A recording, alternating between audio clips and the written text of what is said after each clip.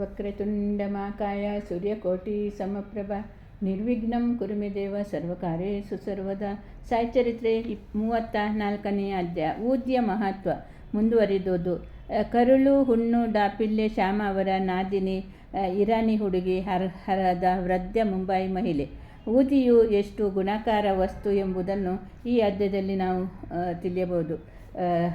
ಕರುಳು ಹುಣ್ಣು ನಾಸಿಕ ಜಿಲ್ಲೆಯ ಮಾಲೆಗಾವದಲ್ಲಿ ಪದವೀಧರರಾದ ಡಾಕ್ಟರರೊಬ್ಬರು ಅವರ ತಂಗಿಯ ಮಗನು ಕರುಳು ಹುಣ್ಣಿಮೆ ರೋಗದಿಂದ ನರಳುತ್ತಿದ್ದರು. ಡಾಕ್ಟರರು ಮತ್ತು ಇತರ ವೈದ್ಯರು ಅನೇಕ ಥರದ ಔಷಧಿಗಳನ್ನು ಕೊಟ್ಟರು. ಅವರಿಗೆ ಶಸ್ತ್ರಚಿಕಿತ್ಸೆ ಆಯಿತು, ಗುಣ ಕಂಡು ಬರಲಿಲ್ಲ. ಎಲ್ಲರ ರೋಗವನ್ನು ತಮ್ಮ ದೃಷ್ಟಿ ಮಾತ್ರದಿಂದಲೇ ಗುಣಪಡಿಸಬಲ್ಲ ಸಾಯಿಬಾಬಾರವರು ಅವರ ಬಳಿಗೆ ಹೋಗಲು ಅವರು ಕೆಲವು ಸ್ನೇಹಿತರ ಸಲಹೆ ನೀಡಿದರು. ಆದುದರಿಂದ ಅವರು ತಮ್ಮ ಪತ್ನಿ ಮತ್ತು ಮಗನೊಂದಿಗೆ ಶಿರಡಿಗೆ ಬಂದರು.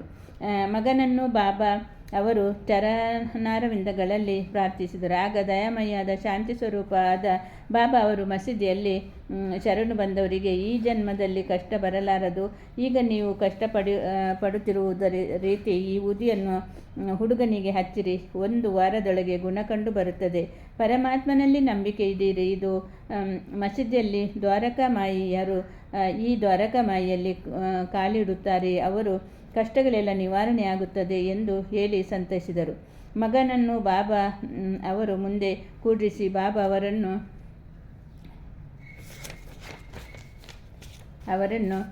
ಹುಡುಗನಿಗೆ ನೋವಿನ ಜಾಗದಲ್ಲಿ ಕೈ ಆಡಿಸಿದರು. ಕಡೆಗೆ ಪ್ರೀತಿಯ ನೋಟವನ್ನು ಬೀರಿದರು.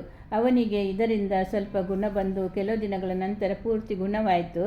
ನಂತರ ಅವರು ಬಾಬಾ ಅವರ ಆಶೀರ್ವಾದ ಪಡೆದು ತಮ್ಮ ಊರಿಗೆ ಹಿಂದಿರುಗಿದರು.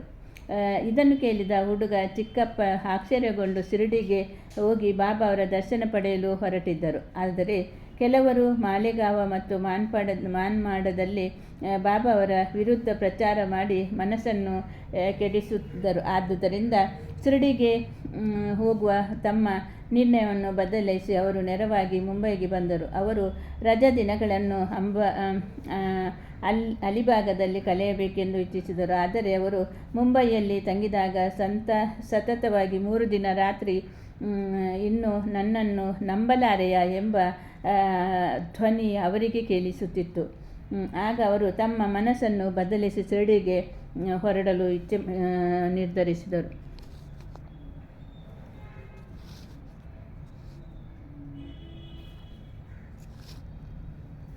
ಆದರೆ ಅವರು ಬಹಳ ರೋಗದಿಂದ ನರಳುತ್ತಿದ್ದರು. ಒಬ್ಬ ರೋಗಿಯನ್ನು ಉಪಚರಿಸಬೇಕಾಗಿತ್ತು. ಆದುದರಿಂದ ಶಿರಡಿಗೆ ಹೋಗುವುದನ್ನು ಮುಂದೂಡಬೇಕಾಯಿತು ಎಂದು ಭಾವಿಸಿದರು. ಆಗ ಅವರು ಈ ದಿವಸ ರೋಗಿಗೆ ಗುಣವಾದರೆ ನಾಳೆ ಶಿರಡಿಗೆ ಹೋಗುವನೆಂದು ನಿರ್ಣಯ ಮಾಡಿದರು. ಅದೇ ಕ್ಷಣದಲ್ಲಿ ರೋಗಿಗೆ ಜ್ವರ ಕಡಿಮೆಯಾಯಿತು, ಸಾಮಾನ್ಯ ಸ್ಥಿತಿಗೆ ಬಂದನು. ಆಗ ತಮ್ಮ ನಿರ್ಧಾರವಾದಂತೆ ಶಿರಡಿಗೆ ಹೊರಟರು.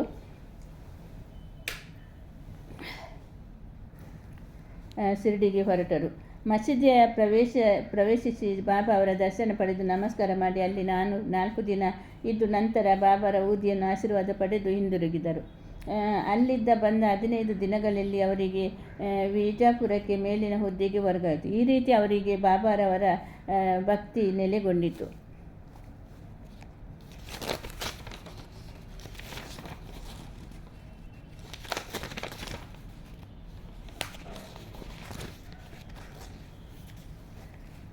ಡಾಪಿಲ್ಲೆ ಅವರ ಪತ್ನಿಯು ಭಕ್ತರಾಗಿದ್ದರು. ಬಾಬಾ ಅವರನ್ನು ಬಹಳವಾಗಿ ಪ್ರೀತಿಸುತ್ತಿದ್ದರು ಮತ್ತು ಅವರಿಗೆ ಬಾವು ಎಂದು ಕರೆಯುತ್ತಿದ್ದರು.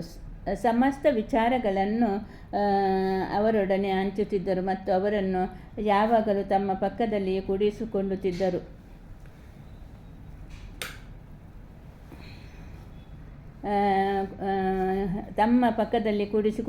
ಒಮ್ಮೆ ಅವರು ಕಾರ್ಲಿ ನಾರುಗಳಾಗಿ ಬಹಳ ವ್ಯಥೆಯಾಗಿದ್ದುದು. ವೇದನೆಯಿಂದ ಅವರು ನರಳುತ್ತಿದ್ದರು. ಅವರು ಕಾಕಾ ಸಾಹೇಬರ ಕುರಿತು, ನನಗೆ ತಡೆಯಲಾಗುವುದಷ್ಟು ನೋವಾಗುತ್ತಿದೆ, ಮರಣವೇ ಲೇಸೆಂದು, ಇದು ನನ್ನ ಪೂರ್ವಜನ್ಮದ ಫಲ. ಬಾಬಾ ಅವರ ಹತ್ತಿರ ಹೇಳಿ ಹೋಗಿ ಪೂರ್ವಜನ್ಮದ ಕರ್ಮವನ್ನು ಮುಂದೂಡಲಿ.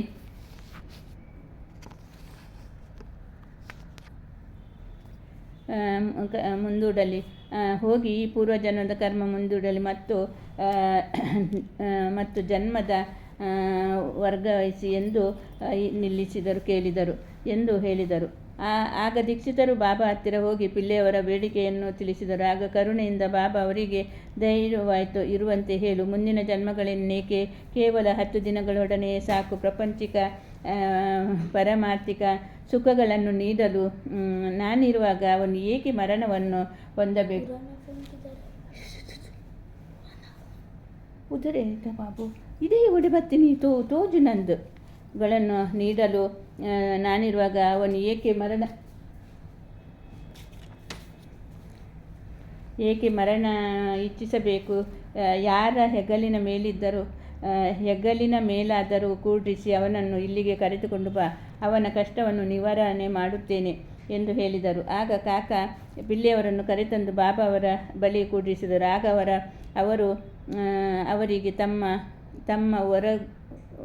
ಹೊರಗುವ ದಿಬ್ಬಂದು ಕೊಟ್ಟು ಶಾಂತಿಯಿಂದ ಇಲ್ಲಿ ಮಲಗುವ ಪೂರ್ವ ಜನ್ಮದ ಕರ್ಮಫಲವನ್ನು ಅನುಭವಿಸಿ ಮುಗಿಸುವುದೇ ಸೂಕ್ಷ್ಮವಾದ ಚಿಕಿತ್ಸೆ. ನಮ್ಮ ಕರ್ಮಗಳೇ ನಮ್ಮ ಸುಖ ದುಃಖಗಳ ಕಾರಣ.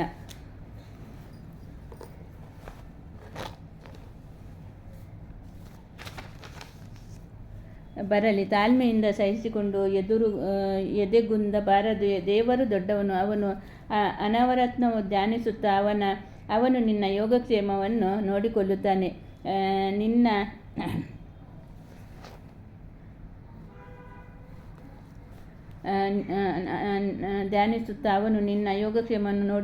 ನಿನ್ನ ತನುಮನ ಧನ ಮತ್ತು ಇವೆಲ್ಲವನ್ನು ಅವನಿಗೆ ಅರ್ಪಿಸಿ ಶರಣಾಗತನಾಗು ಎಂದರು.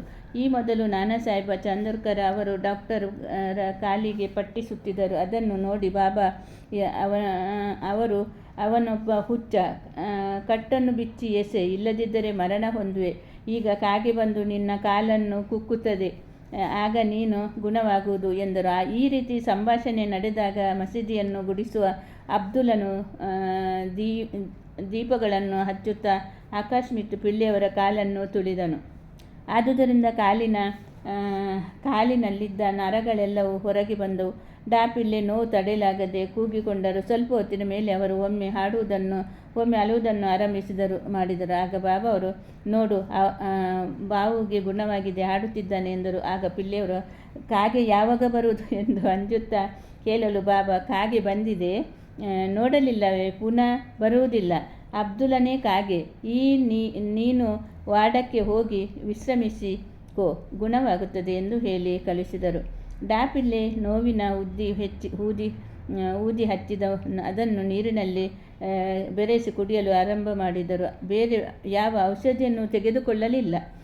ಈ 10 ದಿನಗಳಲ್ಲಿ ಅವರ ಪೂರ್ಣ ಗುಣ ಹೊಂದಿದರು. ಶ್ಯಾಮ ಅವರ ನಾದಿನಿ ಕಿರಿಯ ಸಹೋದರ ಬಾಪೂಜಿ ಸಾವುಲ್ ಬಾವಿನ